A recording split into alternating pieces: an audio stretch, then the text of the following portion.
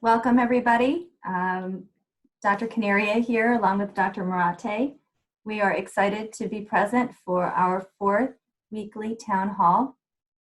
And I'm excited that we can have this opportunity to have a time that we can talk about a different topic each week.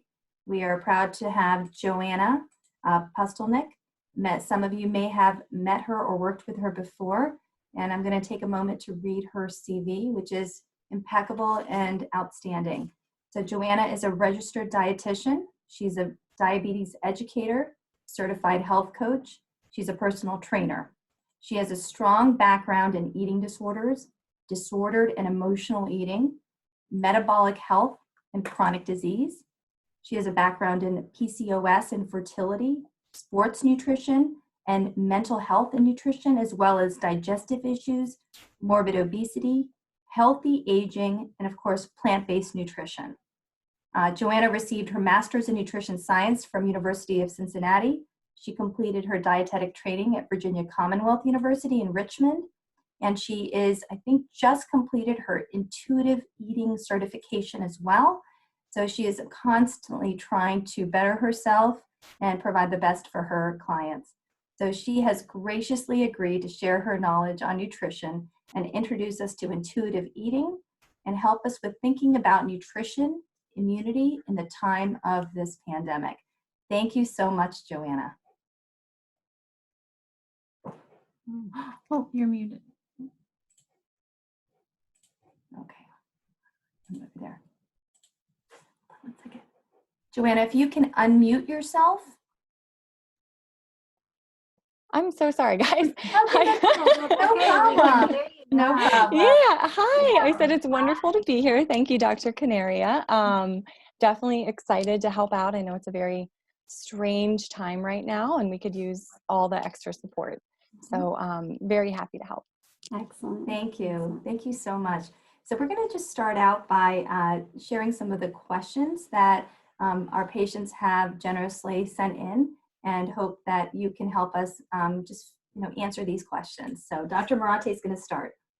Okay, so we received this question. For the past 2 months, I have been working from home. I feel hungry all the time, and I know that I'm eating more than I did before. I'm worried about gaining weight, increasing my cholesterol, and my blood sugars. Help. Sure, absolutely. So this is very common. Something I've seen with a lot of my clients recently. We're home, we're in or close to the kitchen a lot of the time. There's a lot going on in the world, so there are a lot of extra triggers out there, maybe emotionally for us. Also, we might not be as busy. So absolutely, this is something that is a major concern for many. I think the first thing that I usually say we should assess is, are we tuned in to what maybe is driving some of the eating behavior, number one. Sometimes it is hunger, but a lot of the time it could be some combination of hunger and an emotion. Maybe it's boredom, maybe it's stress, maybe it's loneliness. A big part of intuitive eating is learning how we can tune into our hunger. If we are someone who has maybe tried dieting in the past, or has any confusion around food, what can happen is that we can learn to distrust our natural hunger cues. So this is a good time to sort of slow down when we are experiencing hunger and see what it feels like in our body. So the first question is, how does hunger feel to you? And then moving forward, is there anything else happening? How are you feeling? So I think if we don't have our basic needs met, enough sleep, nurturing, self-care, sensory experiences, a lot of times we can have these emotions pop up and we can cope with those emotions with food. So if we decide that we are hungry and we're getting in touch with our hunger, the next thing is, really isolating that feeling. If it's loneliness, can we make a phone call? If we're tired, can we really focus on the goal of getting better sleep? So how are we feeling? And then of course, what do we need? And matching that. The other thing with hunger is if we find that we are just actually hungry, right? A lot of us are a lot of the time, really making sure that we're not skipping meals, eating twice a day. research shows is just not sufficient to meet our needs, and we really are going to be more hungry. Sometimes we find ourselves snacking. We can ask ourselves, are we really meal hungry, not snack hungry? And we need to take a step back from that snacking and make ourselves a nourishing, more complete meal with a carb and a protein and a fat. Protein, again, is a very satiating nutrient. So every time we do have a meal, focusing on that balance, having a protein, also a carbohydrate to give us fuel, help with immunity. So really what I've seen a lot of times, it's either maybe coping and with food using emotions, or we're just not having meals that are as satisfying as they should be. And satisfaction is the other thing. If we're eating a meal because we're trying to lose weight or on a diet, that meal might not be something that we really want. Even if we get an adequate amount of calories or protein, we may still be hungry for something later that feels satisfying. So I like to say that maybe add a little fun food with lunch, make some cookies, have a cookie after lunch, and really use food also for enjoyment in a more constructive and controlled way. Joanna, I do like the way that you don't put any food off. Just off. You can eat food. You can have a cookie. That was really nice that you said that, because a lot of people feel that that's off limits. Yeah, no, I mean, when we really say we can't have this food, right? Like this food over here, this is a bad food. I'm not going to eat that food. What happens is our sense of autonomy is triggered, and we start thinking about that food. Anytime that we do put it off limits, we start thinking about that food more. So it's this idea of allowing yourself permission to feel your emotions and deal with those emotions. And sometimes a normal part of eating is using food, but in a more controlled way. And it can very sensate, pleasurable experience. At our house, we have cookie time with our toddler and our husband, and we sit down and we, really enjoy it and make it an experience. So yeah, I think opening up permission to have the foods that you love, but in a more, and that's a lot of the work that I do with my clients, is figuring out like what are their diet and their food rules, and allowing them to have permission and honoring their hunger and the things that they want and need. Thank you. So the next question was, and I think this has been posed at other town halls as well, is just about COVID and immunity. So this person asked, I want to do everything possible to avoid COVID-19 and other illnesses, and I want to do this naturally. I believe in the power of food as medicine. In your opinion, what foods or nutrients promote immunity? It's a great question. Wonderful question. And particularly right now, I think this is obviously a very important issue, but there are two things happening with immunity. I know out in the media right now, people are very scared because they hear that someone who's maybe living in a larger body or more overweight is more susceptible to COVID. So I do want to speak to that first, because protein, getting enough protein and energy, not having protein, energy, malnutrition in any way is really important for immunity. So for example, right now, if you're going on a very restrictive diet, you actually might be negatively impacting your immunity. So I wanted to touch on that. For example, in Louisiana, I think about 24% of the ICU patients are overweight or obese, but compared to the general population, where there's 34% who are overweight or obese, there's actually less. So it might have a protective effect there. So we keep hearing these things in the media. I think it's more, I don't think we should be as scared and really worried about going on restrictive diets right now. I hope that makes sense. Yeah, no, so absolutely. Getting enough calories, honoring your hunger in that way, and getting enough protein is probably the number one most important thing for immunity. Protein sources could be, lean meats, plant proteins as well, because they offer a lot of extra nutrition, which I'll talk about in a moment, such as beans, quinoa is a complete protein, soy, dairy, eggs, but really having at every meal, at least, I like to say at least 15 to 30 grams of protein, and really working on pumping up your meal protein if you can, support cell immunity. The other thing is micronutrients, even a mild deficiency, can impact our immune response. Vitamins A, vitamin C, as well as vitamin E are probably three of the big ones. Now we get these mostly from plant-based foods. Vitamin C from citrus, strawberries, red bell peppers. Vitamin E from sunflower seeds, peanut butter, and vitamin, what was the one I didn't mention? vitamin A, I'm sorry, from, the orange foods, the beta carotene in plants, such as sweet potatoes, red bell peppers, carrots. You can also get these nutrients from organ meats as well, but not really a big source right now. The others would be zinc, whole grains, nuts, seeds, and also some animal products, as well as iron. So really, there are lots of different ones. And of course, we don't think of food in like these micronutrients, right? So I think a varied diet right now, if you find that you're sort of gravitating towards the same maybe processed foods, or you're not really expanding your variety, I think the most important thing right now is trying to open up the number of foods that you're eating to include more colorful fruits and vegetables. Whole grains and beans and nuts and seeds are just powerhouses of nutrition, and then including those other lean protein sources. Yeah. So I know that we've talked a little bit about that, and that's so helpful because one of the things Dr. Marathe and I were talking about was this is such a great time to try new things, right? And so she had some ideas also that she wanted to share about trying new things, about cuisines and things like that. Yeah, you were talking about, the variety of like increasing the variety of things that you're eating. And so I was thinking, it's May and it's a great time to start a garden, especially if people are at home and might try growing some things that maybe they wouldn't have necessarily tried before, but it's fun to grow. And if you've got the kids at home, it's a great learning opportunity as well. So we were thinking about gardening, and then we were just thinking about families cooking together, right?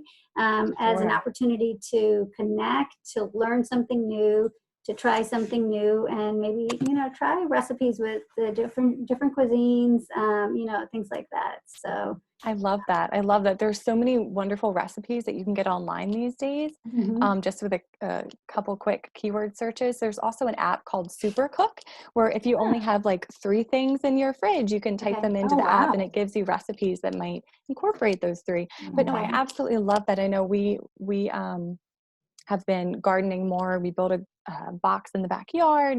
I think, starting just, even if you don't have space, just a little herb garden planter on your porch can make a big difference, because herbs and spices are actually really packed with nutrition as well. So that's a wonderful suggestion. Yeah, I think it's overwhelming though, because there's so much information out there, right, for people, and the media is giving some information about risk factors, right? And so just to clarify with the weight, increased body weight, right, as a possible risk factor, we do know that there is more inflammation in people that have a larger body size, and it carries risk for other conditions. So rather than thinking of it as an immediate problem, right, like get on a restricted diet. Exactly. And like I would say that don't postpone any goals that you may have. So if you are, if you're a physician, if I've told you that we really would like you to track your blood sugars and maybe track your blood pressure and work on maybe trying to increase the amount of fruits and vegetables that you're eating, like natural foods, and then it's a good time to do that. You don't have to wait till after COVID-19. There's a way to kind of increase, improve, make these changes within our current pandemic and not waiting. We don't want to wait. We want to try because we don't know how long the situation is going to be. And I think self-care is very important. Absolutely. And I mentioned the weight loss, and thank you for bringing that up again, because I don't think I clarified the point well. I think the restrictive diets, not a good idea, don't show evidence, but absolutely focusing on the functional goals of, how can I increase whole grains to help with the blood sugar, for example, as you're saying, and making sure that we're still focused on the goals of really good quality self-care without just focusing on restriction. Wonderful. Yeah, I think that sounds wonderful. All right. So the next question we have is, I am not able to consistently get a grocery delivery slot or go to the store regularly. So sometimes it can be 2 to 3 weeks between grocery deliveries, right? I still want to eat healthy food.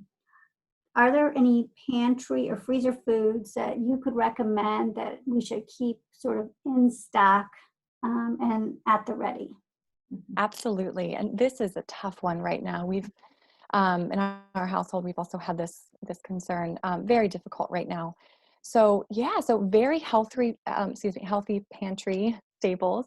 I do have a great handout that has a few recipes on it that I can send to Dr. Kaneriya, and she can forward to you. Wonderful, all very shelf stable. First one I think would be the frozen veggies and the frozen fruit. So when we do get a delivery window, go ahead and load up the cart and get what you can. Frozen fruit is wonderful in smoothies, very easy. Also on your stove, you can heat it up a little bit, pour it on oatmeal. It's a nice little compote. Frozen veggies can be used just a wide array, very quickly on the stove or in the microwave. But whoops, I think sorry about that. But we can add to pastas or burritos or stews. Beans and rice with veggies, very simple. The next thing would be any of the whole grains, right? Buckwheat, quinoa, rice, oats, very easy to cook. You can play around at this time with different spices and different styles. We definitely have time, to be cooking things. They're very easy once you turn it on. It just takes a little bit of time for things like that to cook, and that's fine. Canned beans, or I like buying lentils in a bag. They're very easy. They cook in 20 minutes. Other than that, canned beans, it's probably a little bit easier to buy the other beans in cans, rinse them out. You can get them with no salt added if we're concerned about blood pressure, absolutely. Tomato products as well, no salt added, very shelf stable. Just with those 3 ingredients, as you'll see in the handout that I'm going to send Dr. Kaneriya, you can make a lot of different stuff. And using your herbs and spices, which again, very shelf stable herbs and spices, can add a lot of nutrition, super high antioxidant. And also, let me see, I'm missing a couple here. Oh, pasta, of course. Now, a lot of people think that pasta is a scary, high carb food, but if we get a whole grain with high fiber, we add in a lot of those good frozen veggies we have, and a lean source of protein. Maybe we have some frozen chicken, or we want to add some chickpeas. A really quick meal can come together. Dried fruit and nut butter were the other 2 I wanted to mention. An easy peanut butter and jelly sandwich on a nice whole grain bread can be quite simple. Dried fruit can give you a lot of iron, like raisins, for example. If we're concerned about blood sugar, we do want to be careful though. Probably just a couple tablespoons in our oatmeal is a good way to go. Dried fruit is more concentrated in sugar, so we have to be a little bit more careful about that. But all very shelf stable, usable, and you can get really creative with different ways to make them. Other things like canned soups, I would just make sure that we're paying attention to the sodium. Those, can be very usable in a time like this, and that's fine. I would just stick with broth-based instead of the cream if we're concerned about things like cholesterol. But that's a really good start. I mean, there are a lot of good foods out there that are more processed, but those would be the basics. Yeah, so I just wanted to share, I think my whole staff has known that I made minestrone soup this Sunday. And literally, first of all, it can be made, I made it with fresh vegetables. It was in an Instant Pot, but you could put it in a slow cooker. And I added canned beans. I added pasta to it. And honestly, it could last 7 days. And so it's also another thing that you can do to make in bulk. And as long as you don't get bored of it, you could eat it every single day. So, and it's quite healthy, right? It has a lot of the really good. Absolutely. A lot of the vitamins and minerals that are good for immunity. Yeah. So I just wanted to share, Dr. Kaneriya does know how to cook. Cook something, and we'll put the recipe in our resource document. So I'll also send my favorite soup that I'm just not getting tired of it. Herrera soup. It's the bagged lentils I talked about, canned chickpeas, crushed tomatoes, which you can just get in a can very easily, spices, onion, carrot, celery. But it's amazing. It's so simple, and of course lasts for the week, and I like to eat it with like a good piece of hearty bread and butter. So that sounds awesome. That makes me hungry. I just wanted to share a couple pantry items that I always have. In addition to everything that you mentioned, I always have canned coconut milk, full fat coconut milk in my pantry. And my favorite soup is a Thai soup that I make with red curry paste that I always have in the fridge, and a can of coconut milk. And then we just throw in whatever fresh vegetables we're trying to do zero waste. So the soups are a great way to use up vegetables that you might have on hand. And then I don't know I wanted to ask you how you feel about freezer items that, so like we always tend to have like frozen veggie burgers in the freezer for like a no-cook meal, something like that. Technically is a processed food, you know what I mean? But maybe it's an option for an easy night, perhaps. Oh, absolutely, absolutely. I think easy is the name of the game right now, because sometimes motivation can be. I'm so sorry, my dog's barking open. Sometimes motivation can be a little bit lower if we're feeling down, in this environment. So yeah, no, I think that's fine. I always like to say, look at the label if you're concerned about sodium, number one, and see if we can find an option that has less sodium. Another good thing to do is it's really easy to make your own veggie burgers if you are more concerned about sodium. Or the process like soy isolates or things like that. Okay. Yeah, but absolutely, that would be a wonderful, very easy thing, and you can add a bunch of fresh veggies if you have them. The other thing I wanted to mention, finding a community-supported agriculture, if that's possible, if they're still accepting. We, from the farmers one in DC, but there are a lot of different ones that farmers are delivering these days, fresh veggies on a weekly basis. Yeah, or if you're just wanting to make sure and you don't have the time or energy to cook, maybe you're at home with children, getting something. I know we do Vistro, which is a plant-based meals they deliver already cooked. But you could also do something like Home Chef, or something that's the guesswork is done for you. Right. That's a really great point. I think that a lot of people, and especially people like that, live either alone or have two people, they're just really defined. It's hard to think about cooking a huge meal, and you really want to have you don't need that many ingredients, right? But you need a lot of ingredients. But you need a little amount of a lot of ingredients. And so these things are already pre-measured for you. And so it's actually quite simple. So. Absolutely. Yeah. And we can't. The last thing I wanted to say, you mentioned a no waste kitchen. If you are interested in starting a garden, a really easy thing to do now is to start composting. It's definitely easier than we think with any kitchen scraps. And you can kind of keep a little bucket and even like kitchen compost and then add that to the garden. Wonderful. Great idea. That's a great idea. So, we're going to just go on to the next question. And I think that, so this is again, we've touched on a little bit of this. And I think, again, it's hard. People are listening to the news, they're hearing these risk factors. And so this one says, I am overweight, bordering on obese by body mass index. I am worried about my risk of COVID. I'm overwhelmed by how to start thinking about tackling this. Any suggestions?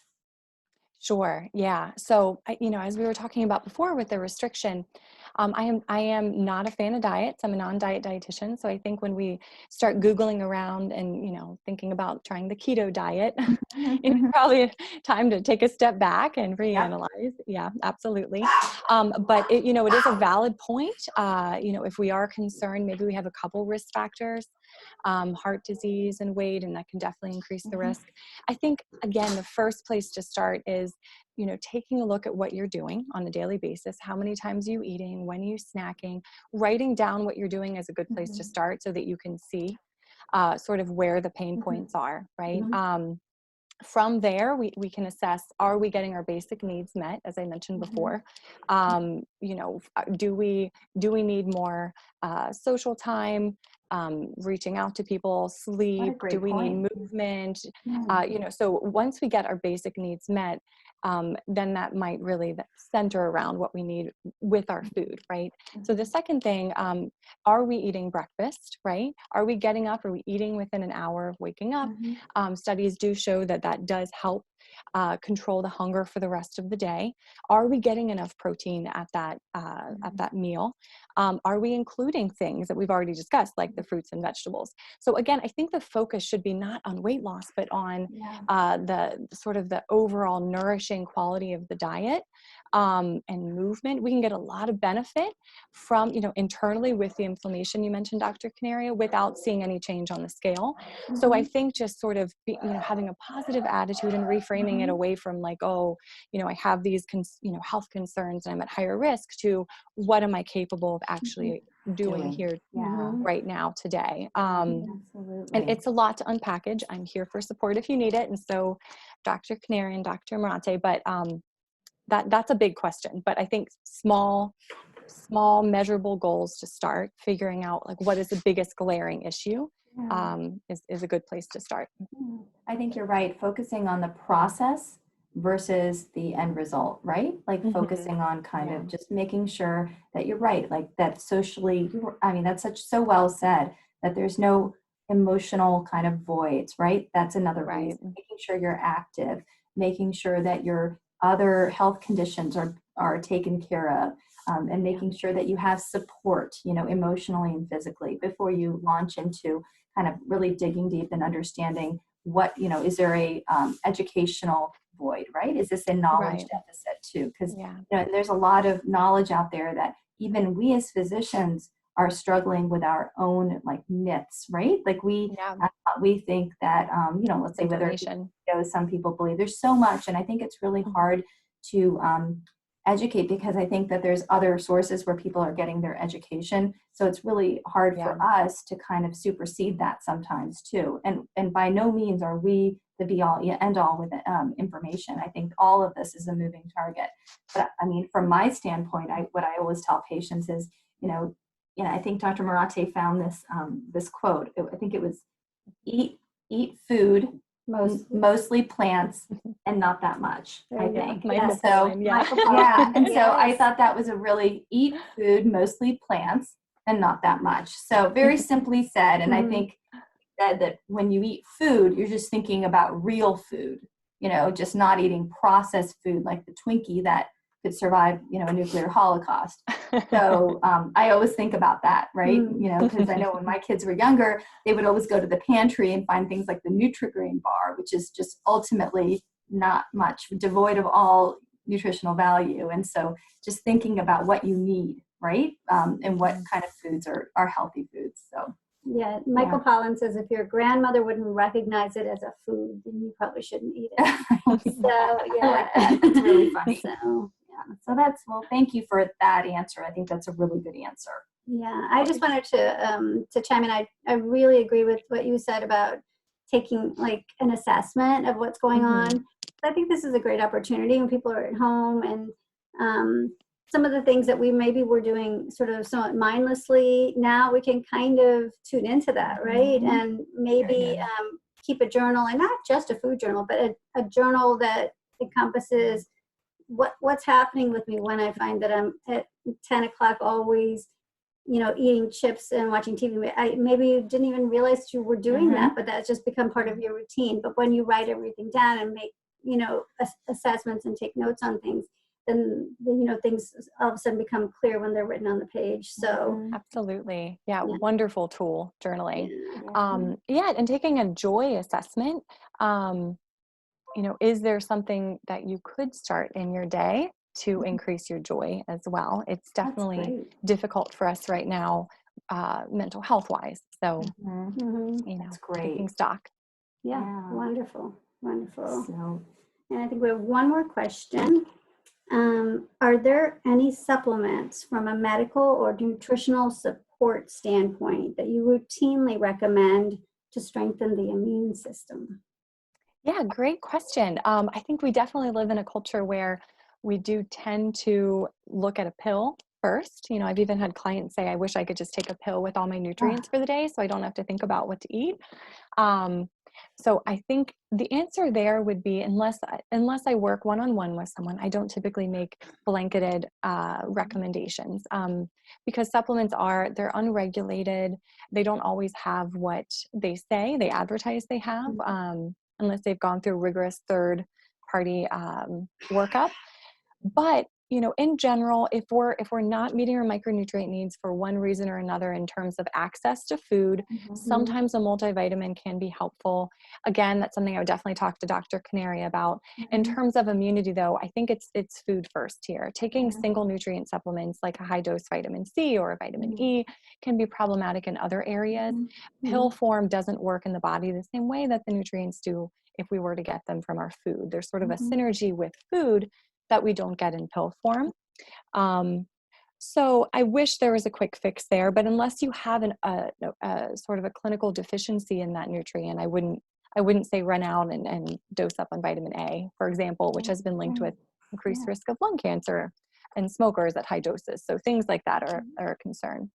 Yeah, that is exactly kind of what we've been sharing with our patients before this. I think that there's many of us, many recommendations for vitamin D based on blood levels and deficiency. And I want to just make sure that everyone knows they should continue those supplements if they are currently taking them.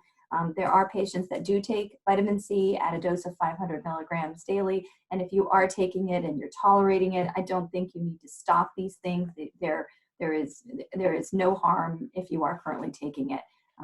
Absolutely. It's the really high doses we might get when kind of looking up stuff ourselves. That's why I say there is a benefit after an assessment. Right. Absolutely. I've had some patients ask me where they can purchase some vitamins like zinc or minerals like zinc, because a lot of the drugstores are sold out because there were some, media publicity surrounding it. And I tell them, I try to reassure them that they should really look at food sources of these minerals and vitamins. In my opinion, I usually recommend for patients over 65 who may not have good access to food, like you said, or not consistent access. Some people have a very low salt diet due to other medical conditions, and or they use sea salt, not reliably using table salt. Those patients, I do recommend using a multivitamin with for seniors, because those actually do have a bit of iodine in it. Absolutely. And that helps them support their thyroid.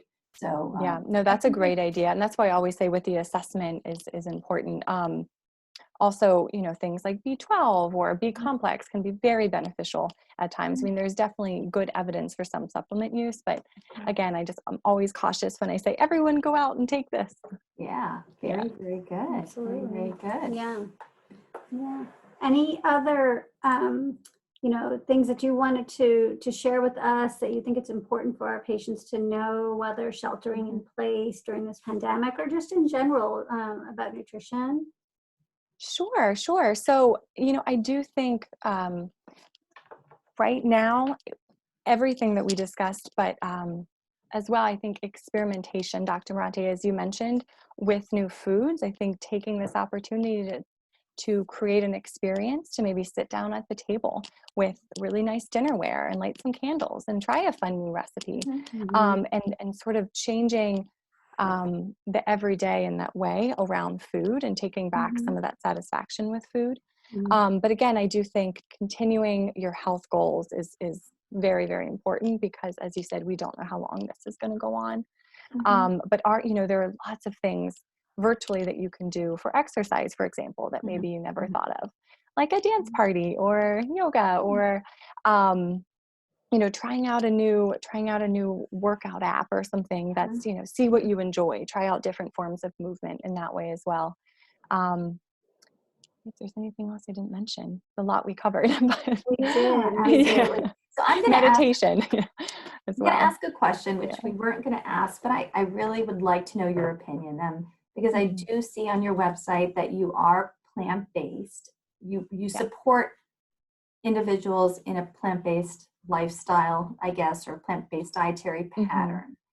And I know that with the COVID outbreak in the Tyson factory, for example, there might be a shortage of meat products.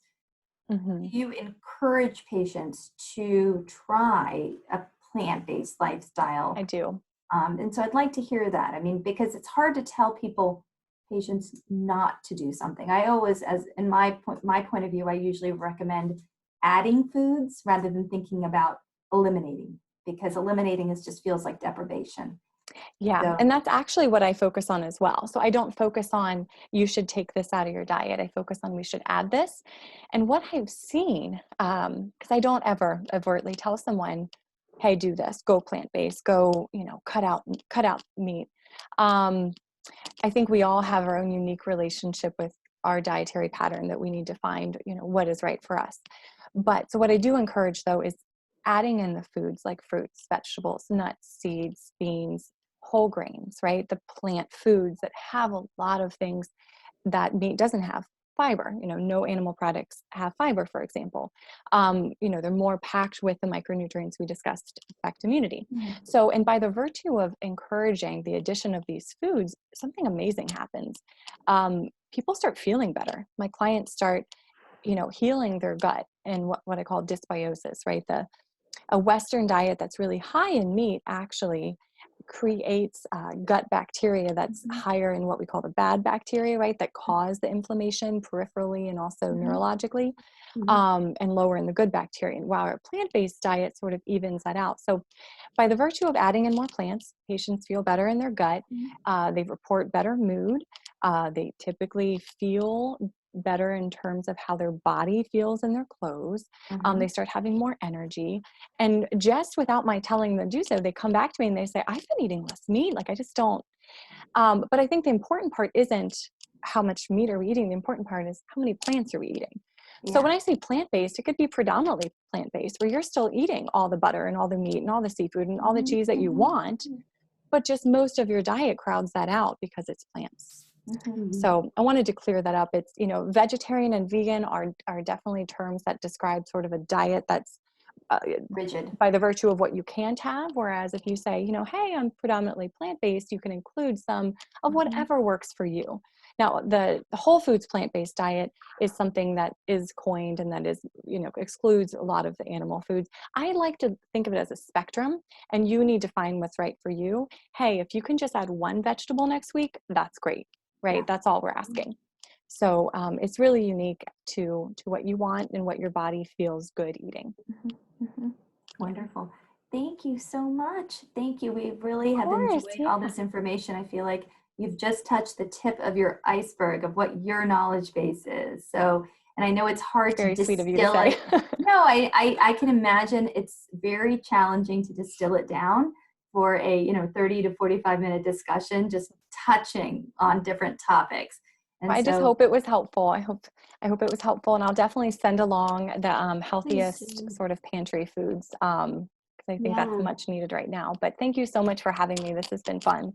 Absolutely. And I do want to just say that we will be sharing Joanna's information with everybody. And, obviously, if there's anyone who's interested in having a, talking to her more personally, she would be more than available. She has a private practice in 2 different locations. She has a private telemedicine nutrition practice, and she is also part of a bigger group called Mind Body Health in Arlington, which is an amazing group of practitioners that do psychology and then do nutrition and a couple other things. So, she's just really aligned with a lot of the top professionals in Northern Virginia. So I'm gonna let Dr. Marathe now share some of her takeaways from today, so that if people wanted to get the bullet points of what Joanna has talked about, we can get them now. Yeah, so you shared a lot of information, and just I think the sort of overarching message that I think you were sending out, and you correct me if I got it wrong, was that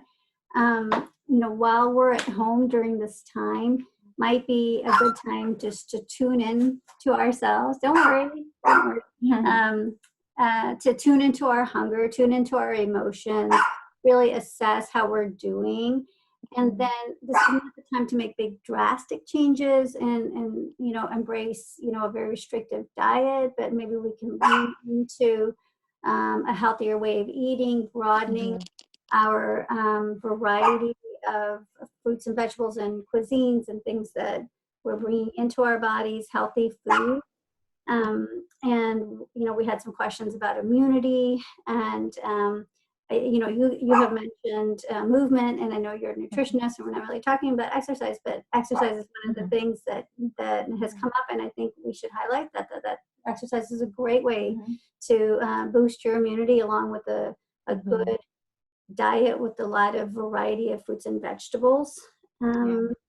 And then a well-stocked pantry and freezer, and we're looking forward to getting that resource list from you.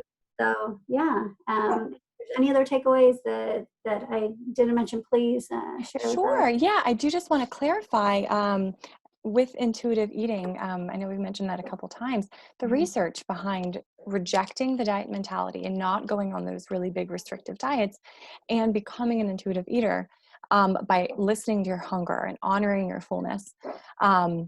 The research shows that we do lower our cholesterol, we lower our triglycerides. Oftentimes we lose weight and our body settles back down to sort of its natural biologically appropriate weight.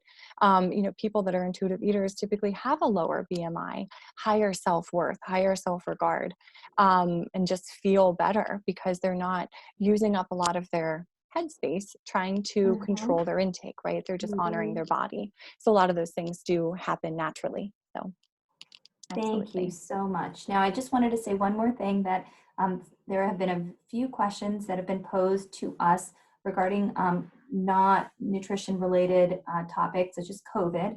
And I just want to let everybody know that those questions that were asked, I actually am going to try to send out a weekly email that Dr. Marathe and I just address the ongoing questions, new information, whether it be related to social distancing, lifting of restrictions, antibody testing, swabbing, that kind of thing, because clearly this is still an ongoing discussion topic and very, very relevant. So I will, for the people that did ask me questions individually, I will get back to them individually, but just know that we are trying to create a routine as well with that can be, just a way to update you as our patients.